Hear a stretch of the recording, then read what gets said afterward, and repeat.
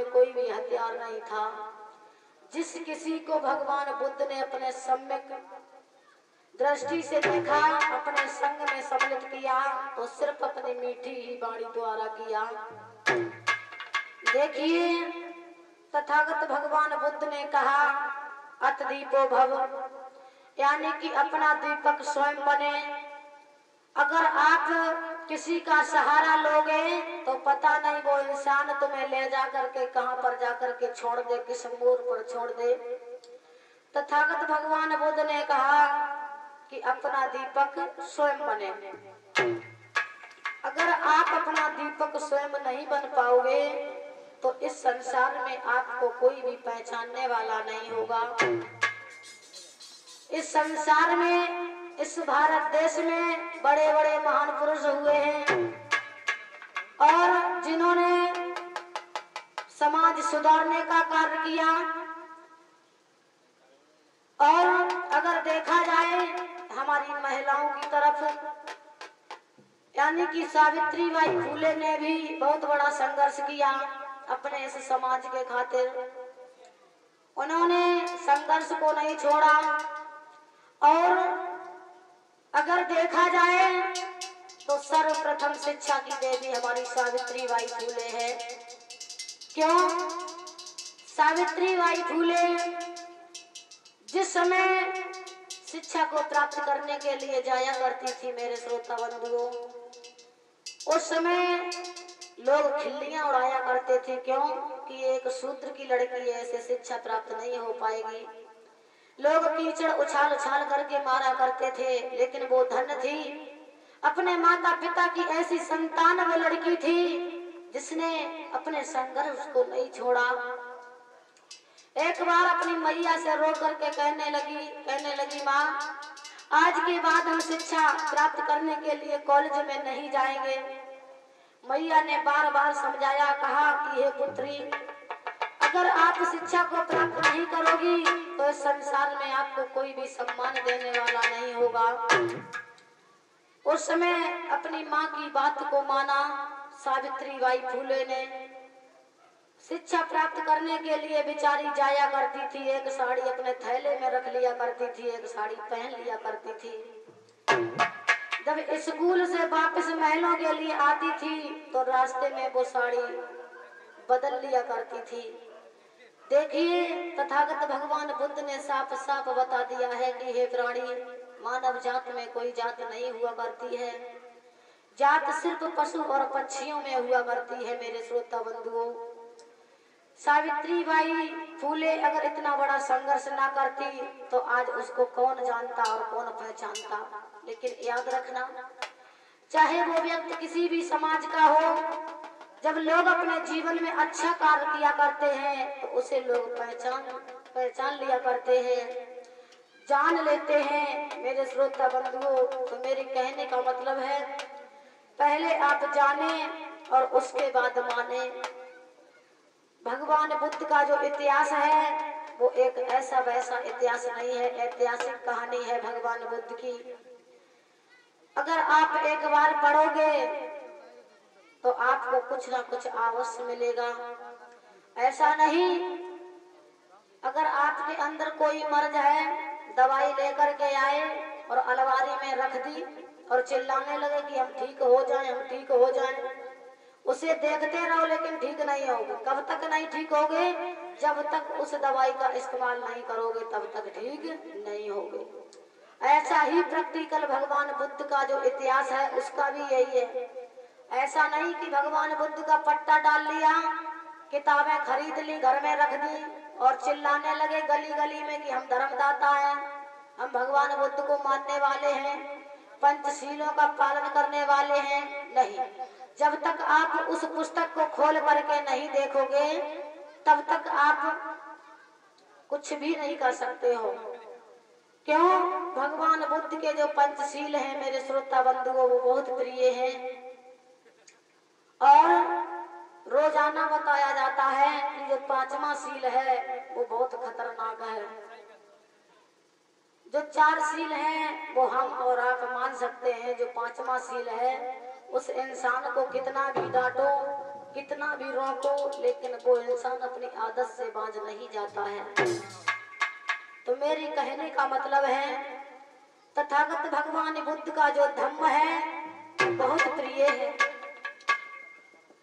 इस संसार में, इस भारत देश में, अरे भगवान बुद्ध का जन्म कहीं विदेशों में नहीं हुआ है, लेकिन इतिहास तो ये बता रहा है कि सिद्धार्थ गौतम का जन्म लुम्बिनी वन में हुआ था और भगवान बुद्ध का जन्म बोध गया में हुआ था। ऐसा क्यों? देखिए, लुम्बिनी वन में जिस समय जन्म लिया था सिद्धार्थ गौतम ने, उस समय तो उनकी बहुत छोटी उम्र थी, उन्होंने जन्म से ही ज्ञान नहीं प्राप्त किया था। जिस समय बोध गया में जाकर के उन्होंने बोध सत्य को प्राप्त किया और बोध सत्य को प्राप्त किया था। एक पीपल का जो बीजा होता है वो बहुत बारीक होता है, उसको हथेली पर रख लिया था भगवान बुद्ध ने। विचार किया था कि ये बीजा तो बहुत बारीक है लेकिन इसका पौधा तो बहुत बड़ा हो जाता है। इसी प्रकार से अगर प्राणी का जन्म ना हो इस संसार में तो उसके सामने कभी भी दुख नहीं आएगा। भगवान बुद्ध ने समझ लिया था कि जन्म ही दुख है। तो कहा गया है कि भगवान बुद्ध का जन्म बोध गया में हुआ। क्यों? उन्होंने बोध सत्य को प्राप्त किया, स्वयं अपने ज्ञान को प्राप्त किया था। तो देखिए, चलते हैं, एक बार सभी लोग भगवान बुद्ध का नाम बोलेंगे अपनी मीठी मीठी आवाज में और तालियों के साथ, तो आपकी महान दया होगी। प्रेम से बोलिए भगवान बुद्ध की, पंचशील दरबार की। आए जइयो तपुधार, कहना है कि आए जइयो तपुधार, तेरे घर तेरे घर तेरे घर।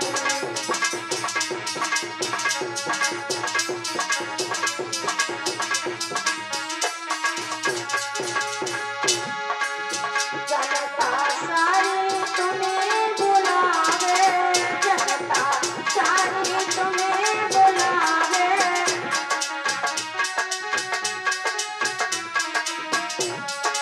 और आए के सील बजइयो,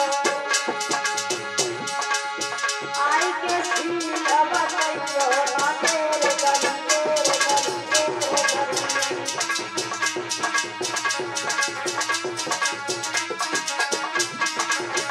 आए जइयो तपोधार, ना तेरे घर तेरे घर तेरे घर।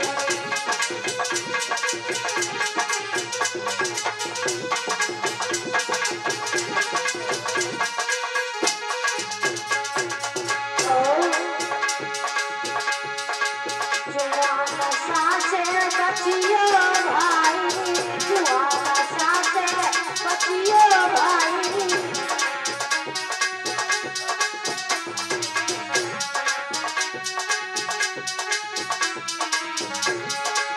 सत्य के ज्ञान को बोलो ना तेरे घर तेरे घर तेरे घर।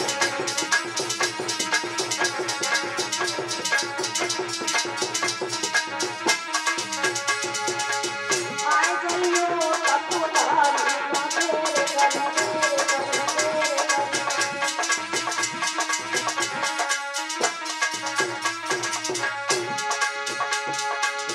रायपुर में शील झुकाइयो, सब जगह गौतम गले लगइयो।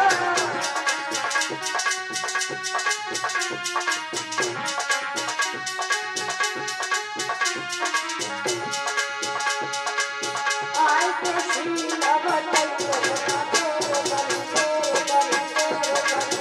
आए के सील बजइयो, ना तेरे घर तेरे घर।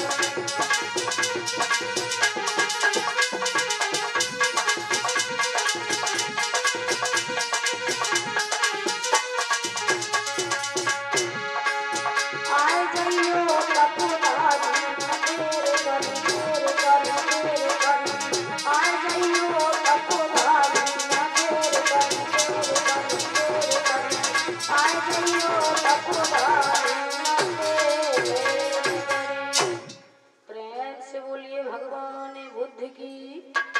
पंचशील दरबार की, महामाया मैया की। और आ जाए, देखेंगे मेरे श्रोता बंधुओं, तथागत भगवान बुद्ध करुणा के सागर जगह जगह धर्म प्रचार करने लगे हैं, अपने धर्म को आगे बढ़ाने लगे हैं भगवान बुद्ध। और देखेंगे बहुत सुंदर सा प्रसंग है, चिंचा भिकारिन। देखेंगे चिंचा भिकारिन भगवान बुद्ध को किस प्रकार से दोष लगाने के लिए जाती है। और मेरे श्रोता बंधुओं, जो चिंचा नाम की भिकारिन एक लड़की श्रावस्ती की रहने वाली थी। ऐसा ही नहीं, भगवान बुद्ध ने श्रावस्ती में एक नहीं दो नहीं 25 वर्षावास व्यतीत किए हैं। सबसे ज्यादा समय भगवान बुद्ध ने श्रावस्ती में व्यतीत किया है।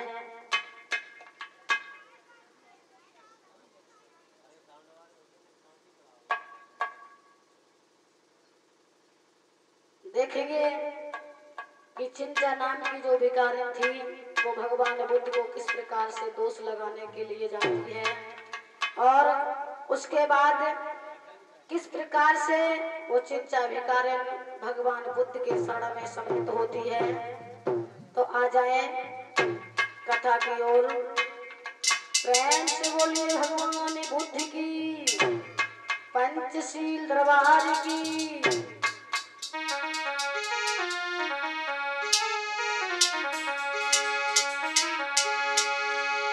गौतम करे फिर बहनी, सुनो मेरे बहन सभा के भाई।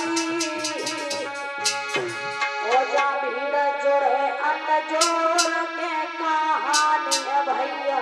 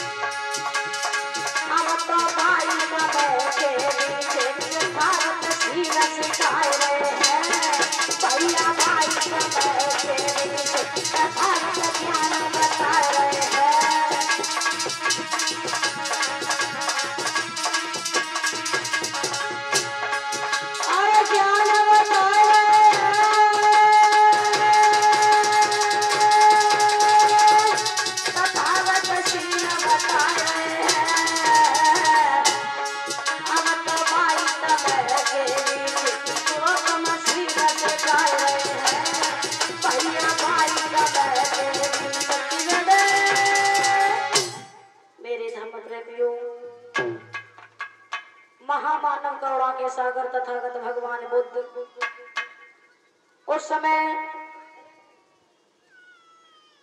जेतवन में ठहरे हुए थे और धम्म उपदेश सुना रहे थे। भगवान बुद्ध करुणा के सागर बहुत भारी भीड़ लगी हुई थी, बहुत से उपासक और उपासिकाएं धम्म को सुन रहे थे। तथागत भगवान बुद्ध उस समय जेतवन में ठहरे हुए थे। इधर मेरे श्रोता बंधुओं, श्रावस्ती के लोग प्रतिदिन धम्म उपदेश सुनने के लिए जाया करते थे। कहाँ? जेतवन के लिए धम्म उपदेश सुनने के लिए जाया करते थे भगवान बुद्ध।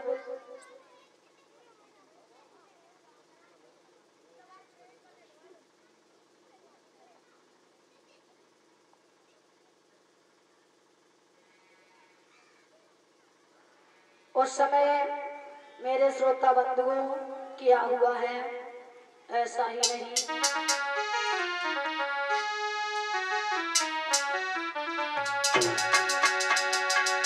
कि सुबह हुआ चिड़िया चहकी, कि सुबह हुआ चिड़िया चहकी, रण में जब तेरह पसारी है, रण में जब तेरह पसारी है।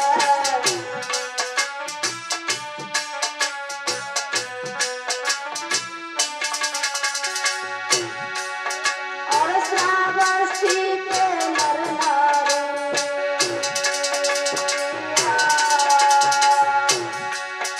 और श्रावस्ती के नर नारी अब जेठ बनने जाते थे, अब जेठ बनने जाते थे।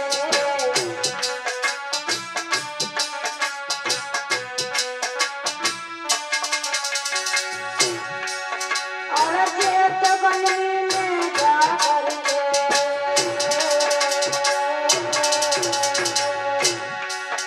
और जेठ बनने जा करके तो धन के वचन को सुनते थे, धन के वचन को सुनते थे।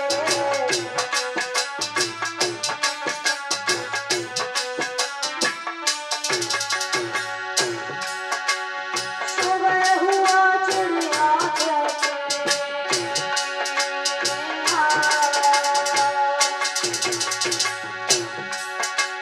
सुबह हुआ चिड़िया चहकी, रण जब तेरह पसारी है, जब रण में तेरह पसारी है।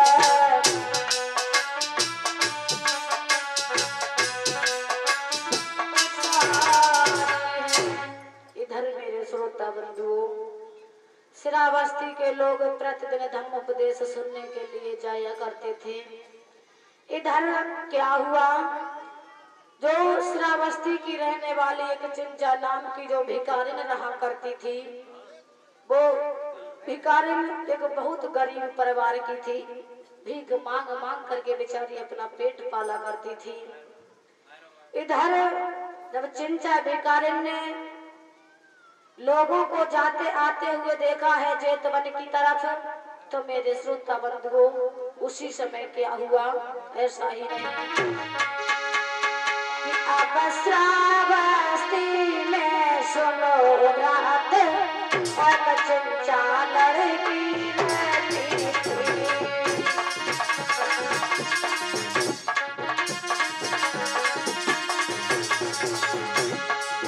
अरे श्रावस्ती में सुनो रात, एक चिंचा लड़की रहती थी। दया हो। और मांग मांग कर वो लड़की, या बचपना, और मांग मांग कर वो लड़की, जब अपना पेट पालती थी।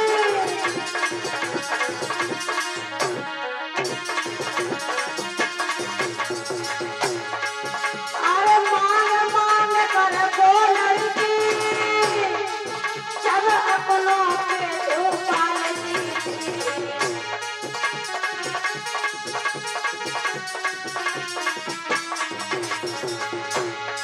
अब तो भाई समय के बीच लला मन में घबरा गई है, अब तो भाई समय के बीच लला मन में घबरा गई है।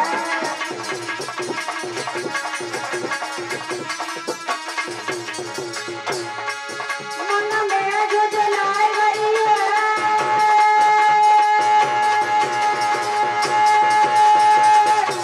आज मन में झुझला गई है। भैया भाई समय के बीच आज मन में झुझला गई है, भैया भाई समय के बीच